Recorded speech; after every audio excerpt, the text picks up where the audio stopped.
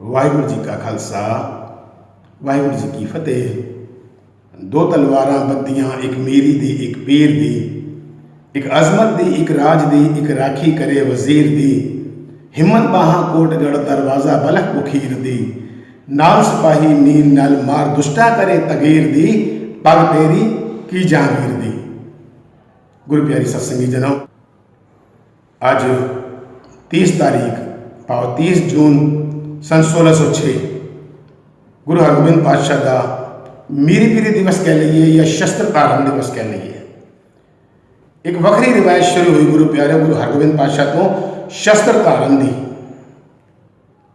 हालांकि जुबानी तौर पर तो गुरु साहबाना की जुबान के पहला तो ही गुरु नानक पातशाह तो ही इनकलाब सी, लेकिन प्रैक्टिकली जोड़ा सी वो शस्त्र धारण की जी रिवायत शुरू की है गुरु हरगोबिंद पातशाह ने करी। गुरु नानक पातशाह के अंदर ये इनकलाब सी, एक क्षत्रियता सी, जिन्होंने बाबर को कहा कि बाबर तू जाबर है, पाप की जंजल है काबलों ताया जोरी बंगे दान में ला। जब 1540 के विच हुमायूं शेर शाह सूरी तो हार के ते दौड़िया हिंदुस्तान छड़ के खंडूर साहब वाल हो के गया अपने साथियों के नाल। उत्थे वेखे दरबार साहब खंडूर साहब वेखे गुरु अंगद देव पातशाह बच्चों को कोई इतिहासकार लिखते हैं कि पंजाबी के अखर सिखा रहे हैं, कुछ इतिहासकार लिखते हैं कुश्ती सिखा रहे हैं। गुरु अंगद देव पातशाह ने घोड़े से चढ़े हुमायूं के उसके साथियों को वेख्या, एक नज़र सरसर जी, फिर अपने काम में मसरूफ हो गए। हुमायूं ये वेख के बड़ा लोहा लाखा होया कि मैं हिंदुस्तान का बादशाह तो एक फकीर जिहड़ा मैनूं कोई अहमियत नहीं दे रहा। घोड़े ते उतर के गुस्से दे विच शमशीर कढ़ ली। गुरु प्यारिओ, हारिया होया बादशाह, जख्म खादा होया शेर, क्या पता की कर जाए।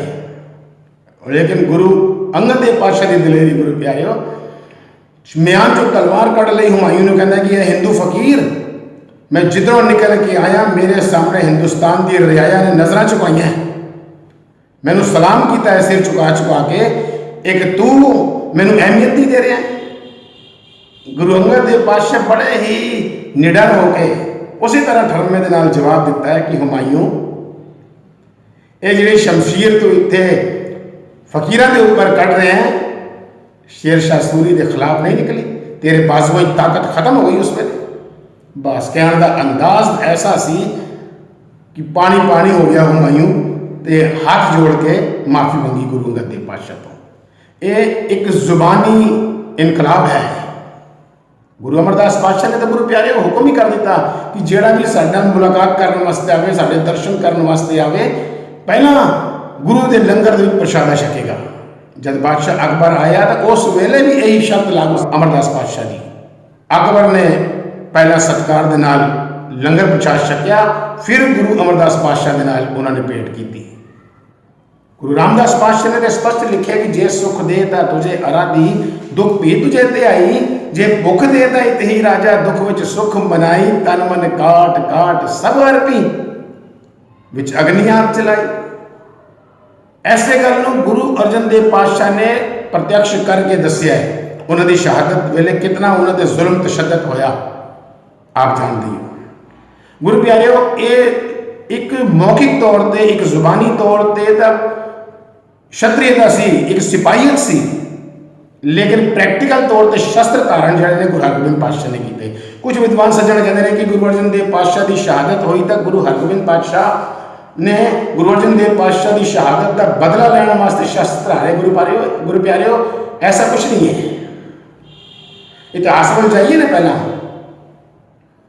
गुरु अर्जन देव पातशाह ने अपने सुख के समय के विच ही गुरसिखां नूं उन्हां दी आमदनी वधाउण वास्ते ते घुड़सवारी दे विच महारत हासिल करने वास्ते विदेशों तक भेजे। गुरु प्यारिओ, मैकालिफ एक इतिहासकार हुए ने, विद्वान ने, आखिर स्कॉलर ने, उन्होंने सारे गुरु साहिबान का इतिहास लिखा है।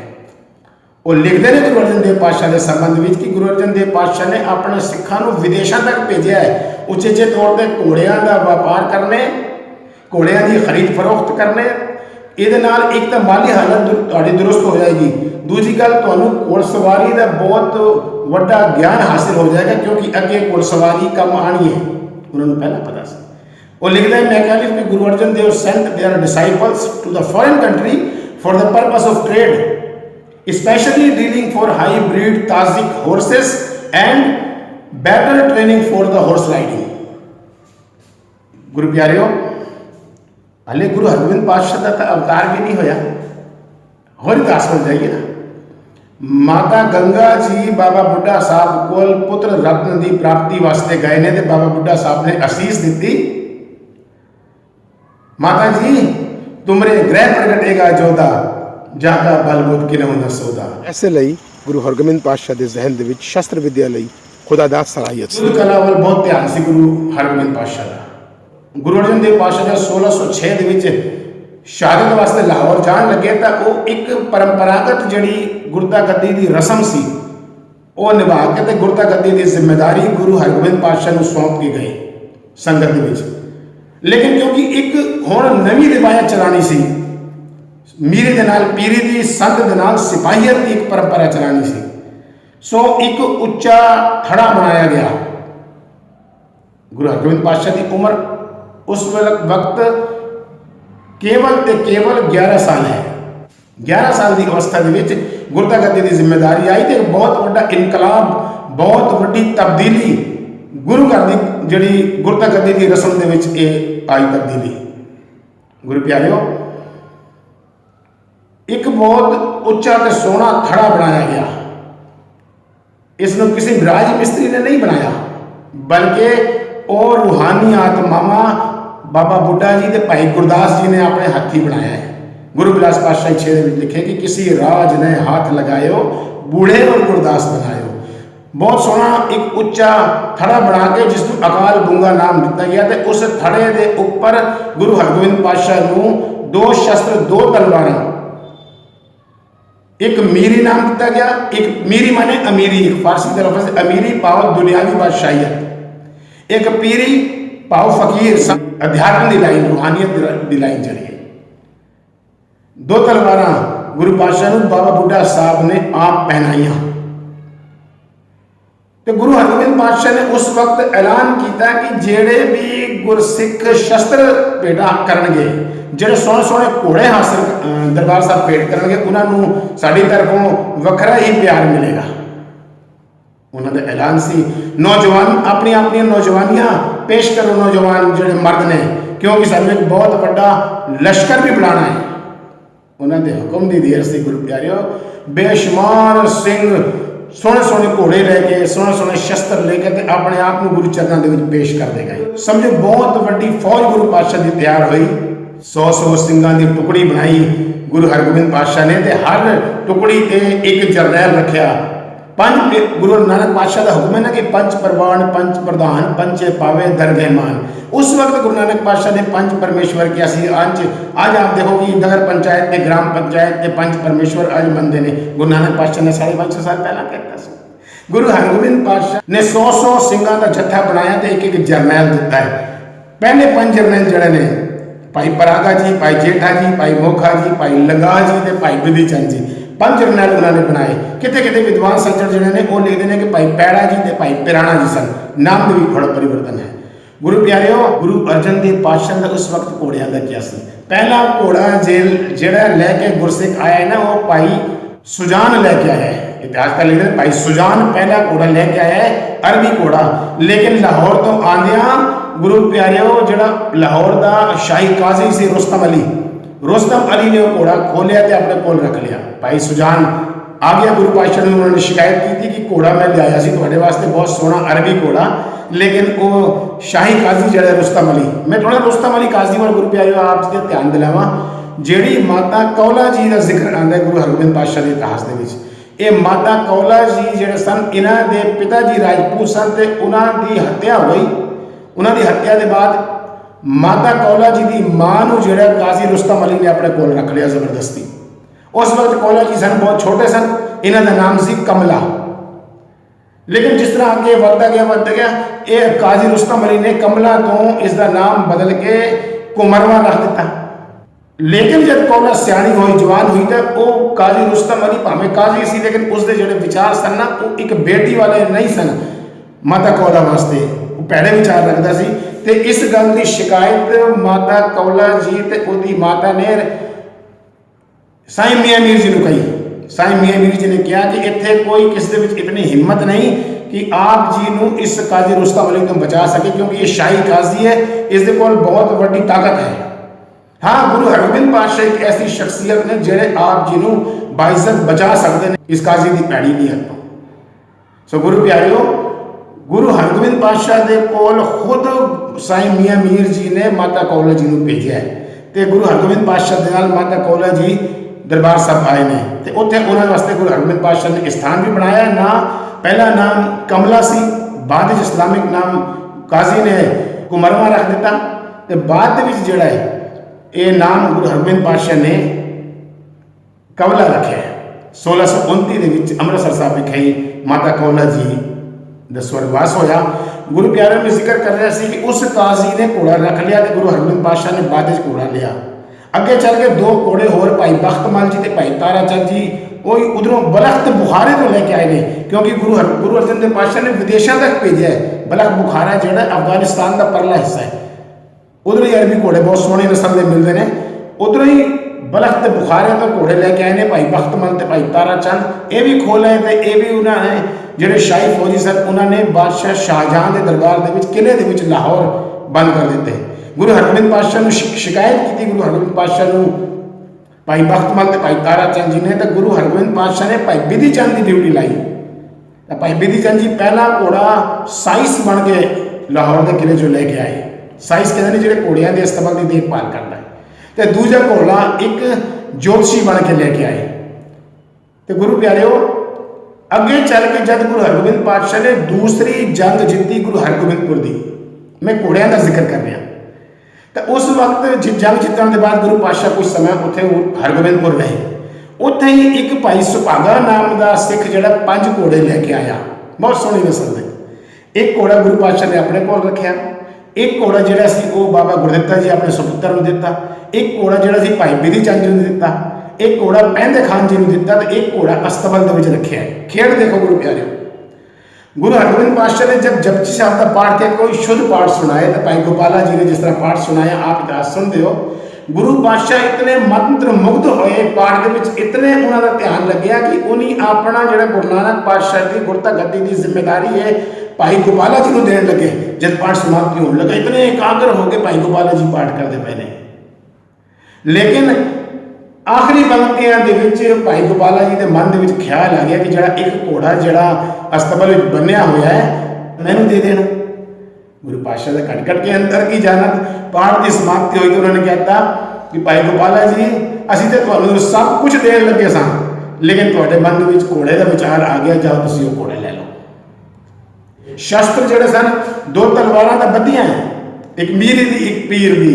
गुरु पातशाह ने एक जोश भरने वास्ते नाल इतने सिंघां की फौज तैयार की थी। 2 ढाडियां का जिक्र पाया भाई नतमल जी ते भाई अब्दुल्ला जी, ये उन्होंने एक रचना है कि 2 तलवार बत्तियां, एक मीरी की एक पीर की, एक जड़ी है दुनिया की बादशाही कायम करेगी तो एक जड़ी है राह रूहानियत अपना मरतबा बुलंद करेगी। 2 तलवार बत्तियां, एक मीरी की एक पीर की, एक अजमत की, एक राज की, एक बादशाही, एक राह रूहानियत बुलंदी हासिल करेगी, समाज के अपनी बादशाहियत कायम करेगी।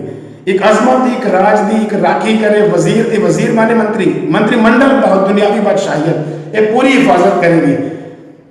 हिम्मत बाहन कोटगढ़ दरवाजा बलख बुखीर की जो जांबाज सिपाही साढ़े होंगे वो बलख के बुखारे तक विदेशों तक अपनी बाजुओं के जरिए बादशाहियत कायम करेंगे। गुरु प्यारे आगे चल के महाराजा रणजीत सिंह ने पूरे अफगानिस्तान में अपनी बादशाहियत की थी।